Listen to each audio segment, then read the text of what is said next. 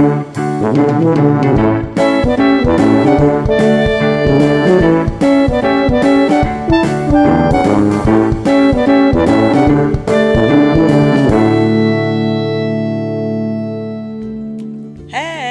Wonderhussy here in northern New Mexico, checking out as many hot springs as I can in the mountains outside Los Alamos. Today my sister and I are going to check out a spring called, which according to my hot spring guidebook is supposed to be pretty amazing. It says it's a gem of a hot spring with a series of rock-edged pools built against the hillside of San Diego Canyon in the stunning wooded setting of the Santa Fe National Forest. Well, I will say they got that part right. The forest out here and all of these mountains are absolutely gorgeous. Unfortunately, it doesn't look like the water is super hot at these hot springs. It says natural mineral water flows in at the low 100s directly into the rock and cement upper pool. So I don't know, that upper pool might be warm enough to soak in. It's kind of overcast today. It looks like it's gonna rain. And I just heard thunder, so hope it's worth it.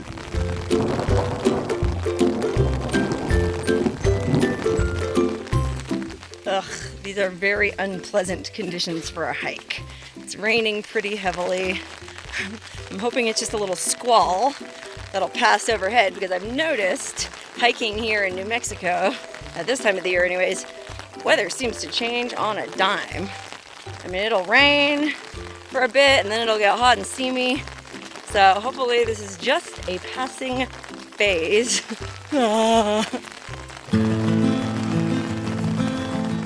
Looks like we gotta cross over this bridge now. Would not be a good hike to do during a flash flood. Yikes!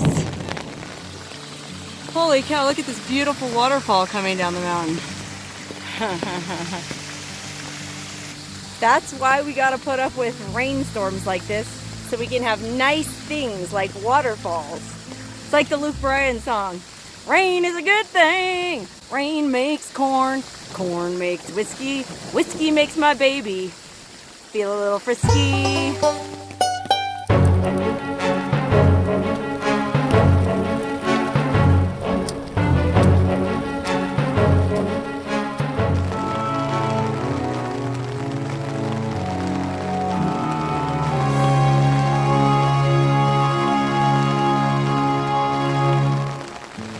Okay, I think the springs at the top there are the warmest, but unfortunately there's already a bunch of people soaking in them and they're wearing swimsuits, which means we have to put on our bikinis.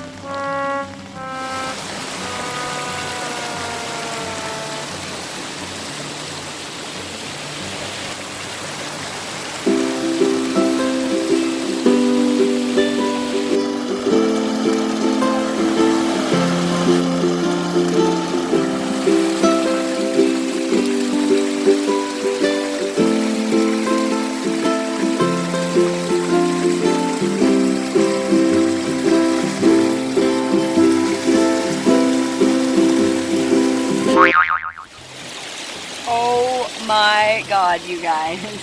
This is one of the most beautiful hot springs I have ever been to, and that's no joke. I mean, the mist, the forest, that dramatic cliff in the distance. The water is really hot. This is not even a 5-star, this is a 50-star hot spring. Okay, I soaked in the upper pool first and it was really hot. Now I'm down here in the second pool and it's pretty hot too. And there's a third down here, a fourth and a fifth. I'm gonna have to try them all.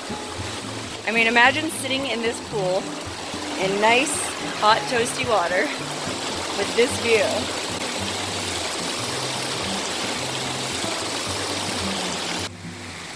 Okay, now I'm in the third pool down, and you can see how nice and clear this water is. It's sandy gravel bottom, but there's not a ton of algae, a little bit, but barely any, and there's no creepy fish. Nor is there any kind of sulfur smell, there's not any garbage around anywhere, and you have this amazing view.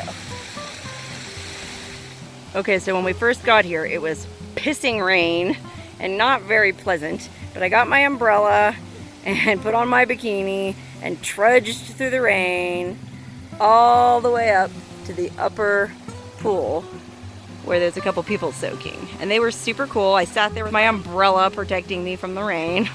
But then guess what? Just like I thought it would, the storm cleared up and blue skies poked through and the rain dried up, leaving only this beautiful mist.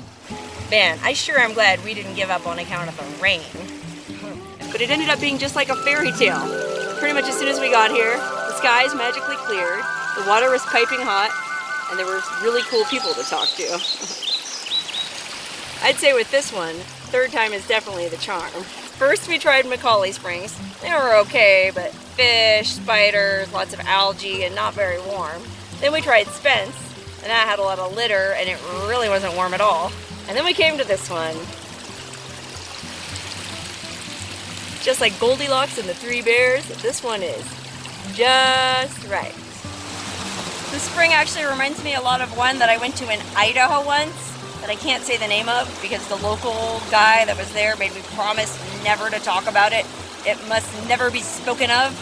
It's in Idaho, kind of halfway up the state, and it's absolutely beautiful. But guess what? This one here is almost as beautiful, and the hike is easier. It's a close call actually between this one and that one. They both had their ups and downs. I like the one in Idaho because it had a hot waterfall, but now that I think about it, this one probably does too. Well, the one in Idaho you could actually camp at. This one here they don't allow camping, so that gives Idaho a slight edge, but it's a very close contest. Okay, like at all hot springs, there's the usual warnings. Pack it in, pack it out. Burying human waste is required. You think that one would be a no-brainer. Unfortunately, there's no camping here, no campfires, no glass, and pets must be on a leash. Those are pretty reasonable demands if you ask me. And unlike other hot springs I've been to, the people who come to this hot spring actually kind of abide by these regulations. I mean, there was an astonishing lack of trash at this hot spring. I mean, I saw one pair of soggy underwear that somebody left behind, and that was it. There's no broken glass, there's no cigarette butts, there's no beer cans, no shotgun shells. Okay, I'm from the desert, and I'm used to seeing shotgun shells and cigarette butts everywhere I go, and beer cans. But there's none of that here. Seriously though, this hot spring taught me a very valuable lesson about perseverance.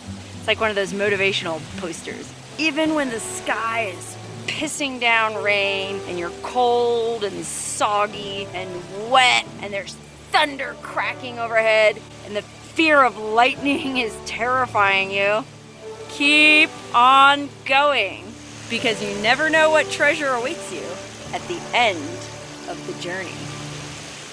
Okay, I'll shut up now and stop sounding like a motivational poster. But in all seriousness, I'm so glad I did this hike today. This is an amazing hot spring, having an amazing soak. And I like this place so much. And I was so struck by the lack of litter here that I feel like I shouldn't even say the name of it in the video. I mean, I'm kind of two minds about that kind of thing. I know there's those that don't like spreading around the different hot springs or the different ghost towns because they don't want other people to come in and mess them up. Well, I always feel like that's kind of a greedy mindset because, you know, if it wasn't for the internet and for books and articles, I would never be able to find any of these places either. But at the same time, I understand why people who love these places want to keep them a secret because that's the only way, unfortunately, you can keep them clean and free of human waste. So I'm actually gonna not say the name of the hot spring in this video. I already said it, but I'm just gonna beep it out and I'm gonna censor the signs and stuff. I mean, you'll be able to figure out where it is pretty easily if you're determined enough. But I feel like that's fair, you know? If you're that determined that you'll do the research and put the clues together and come out here, then I feel like you're the kind of person who's gonna respect these hot springs and not leave a bunch of crap here. Literal or figurative. More to the point, I need to stop yakking so I can start soaking.